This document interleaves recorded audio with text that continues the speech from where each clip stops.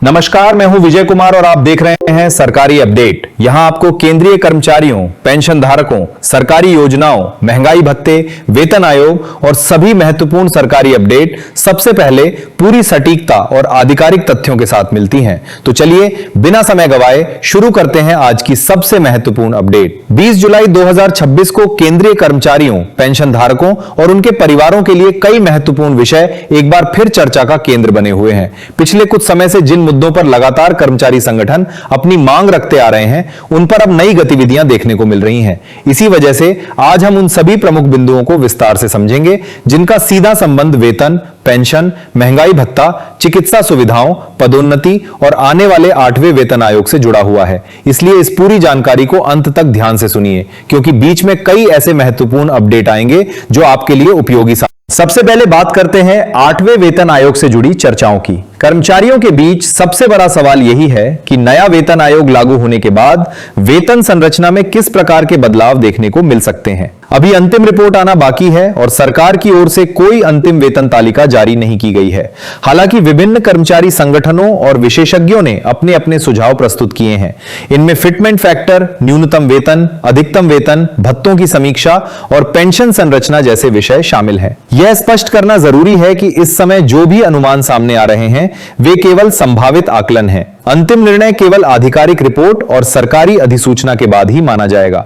इसी दौरान कर्मचारी संगठनों ने यह भी कहा है कि बढ़ती महंगाई को देखते हुए नए वेतन ढांचे में वास्तविक जीवन यापन की लागत को प्राथमिकता दी जानी चाहिए। उनका मानना है कि केवल वेतन बढ़ाना पर्याप्त नहीं होगा, बल्कि कर्मचारियों और पेंशन धारकों की आर्थिक सुरक्षा को भी मजबूत बनाना आवश्यक है। यही कारण है कि इस बार वेतन आयोग से अपेक्षाएं पहले की तुलना में कहीं अधिक हैं। यदि आप ऐसे ही प्रामाणिक और महत्वपूर्ण अपडेट समय समय पर सबसे पहले प्राप्त करना चाहते हैं तो अभी हमारे साथ जुड़े रहिए, क्योंकि आगे आने वाली जानकारी आपके लिए और भी अधिक महत्वपूर्ण होने वाली है। अब बात करते हैं संयुक्त परामर्श तंत्र यानी JCM से जुड़े उन मुद्दों की जिन पर लंबे समय से चर्चा चल रही है। कर्मचारियों के प्रतिनिधियों ने सरकार के सामने कई लंबित विषय रखे हैं। इनमें अतिरिक्त पेंशन, फैमिली पेंशन, मेडिकल सुविधाएं, पदोन्नति, सेवा संबंधी मामलों का शीघ्र समाधान और कर्मचारियों की विभिन्न मांगों पर गंभीर विचार करने का आग्रह शामिल है। सरकार की ओर से इन विषयों पर विचार करने का आश्वासन दिया गया है, लेकिन अंतिम निर्णय संबंधित मंत्रालयों और आगामी प्रक्रियाओं के बाद ही सामने आएगा। अतिरिक्त पेंशन का विषय भी इस समय काफी चर्चा में है। वर्तमान व्यवस्था के अनुसार अतिरिक्त पेंशन एक निश्चित आयु पूरी होने के बाद शुरू होती है। कई पेंशन धारकों का कहना है कि बढ़ती उम्र के साथ स्वास्थ्य संबंधी खर्च बहुत पहले से बढ़ने लगते हैं। इसलिए उनकी मांग है कि अतिरिक्त पेंशन का लाभ कम आयु से शुरू किया जाए, ताकि वरिष्ठ नागरिकों को समय रहते आर्थिक सहायता मिल सके। यह केवल आर्थिक सहायता का विषय नहीं, बल्कि सम्मानजनक जीवन से भी जुड़ा हुआ मुद्दा माना जा रहा है। इसके साथ ही पारिवारिक पेंशन यानी फैमिली पेंशन को लेकर भी कर्मचारी संगठनों ने अपनी बात रखी है।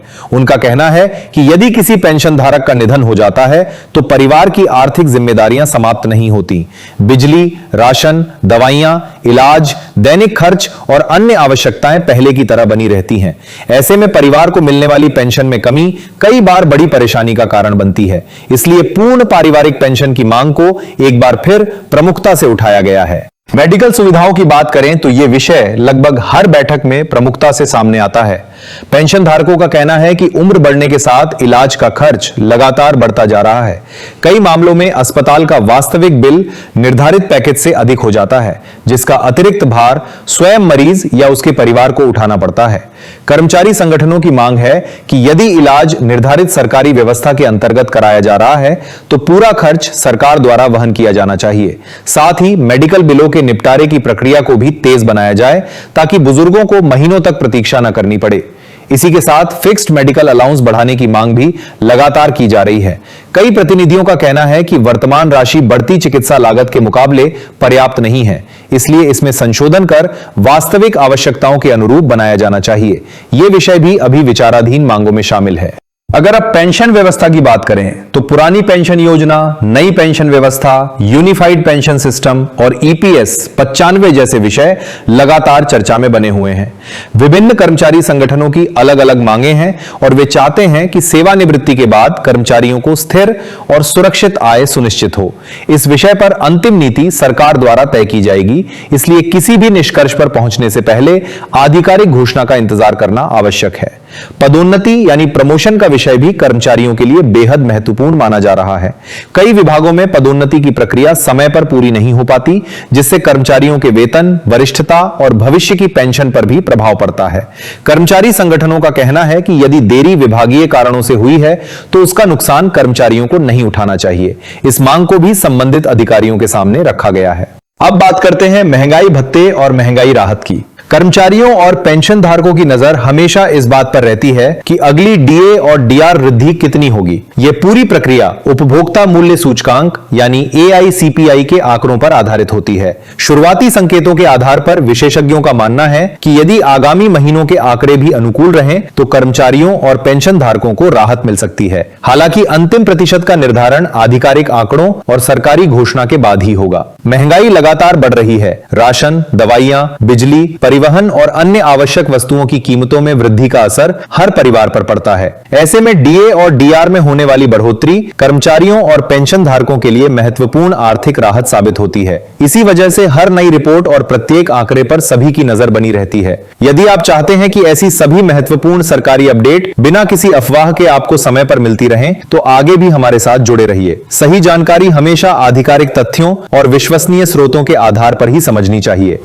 अब बात करते हैं 18 महीने के डीए एरियर की। यह विषय लंबे समय से चर्चा का हिस्सा बना हुआ है। कर्मचारी संगठन लगातार इस बकाया राशि के भुगतान की मांग करते रहे हैं। कई स्तरों पर इस विषय को उठाया गया है और अलग अलग मंचों पर इस पर चर्चा भी हुई है। वहीं दूसरी ओर विभिन्न कानूनी प्रक्रियाओं का भी उल्लेख किया जाता रहा है, लेकिन अभी तक इस संबंध में कोई अंतिम सरकारी आदेश जारी नहीं हुआ है। इसलिए सोशल मीडिया पर चल रही अपुष्ट खबरों पर विश्वास करने से बचना चाहिए। जब भी इस विषय में कोई आधिकारिक निर्णय आएगा तभी उसे अंतिम माना जाएगा। 8वें वेतन आयोग को लेकर भी कर्मचारियों की उम्मीदें काफी अधिक हैं। विभिन्न स्तरों पर फिटमेंट फैक्टर को लेकर अलग अलग सुझाव दिए जा रहे हैं। कुछ विशेषज्ञों का मानना है कि वेतन संरचना में व्यापक बदलाव हो सकते हैं, जबकि कुछ का कहना है कि अंतिम निर्णय आर्थिक परिस्थितियों और सरकारी समिति की सिफारिशों पर निर्भर करेगा। इसलिए इस समय सामने आने वाले किसी भी अनुमान को अंतिम सत्य नहीं माना जाना चाहिए। इतिहास पर नजर डालें तो प्रत्येक वेतन आयोग में अलग अलग स्तर पर वेतन और पेंशन में वृद्धि देखने को मिली है, लेकिन हर आयोग की परिस्थितियां अलग थीं, इसलिए पिछले आयोगों की तुलना सीधे वर्तमान स्थिति से करना उचित नहीं होगा।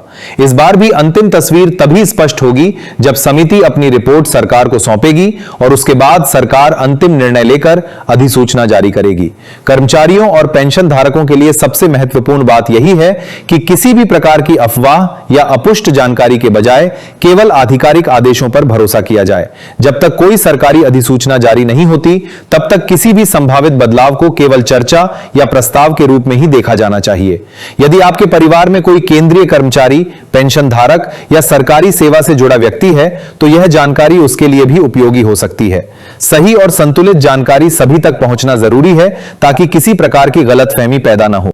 आने वाले समय में 8वें वेतन आयोग महंगाई भत्ता, पेंशन, मेडिकल सुविधाएं, कर्मचारी कल्याण और अन्य महत्वपूर्ण विषयों पर जैसे ही कोई आधिकारिक अपडेट सामने आएगी, उस पर विस्तार से चर्चा की जाएगी ताकि आपको हर जानकारी सरल और स्पष्ट भाषा में मिल सके। इसी उम्मीद के साथ आज की जानकारी यहीं समाप्त होती है। आशा है कि कर्मचारियों और पेंशन धारकों से जुड़े सभी महत्वपूर्ण विषयों पर जल्द सकारात्मक और स्पष्ट निर्णय सामने आएंगे। अपना ध्यान रखिए, स्वस्थ रहिए। बहुत बहुत धन्यवाद।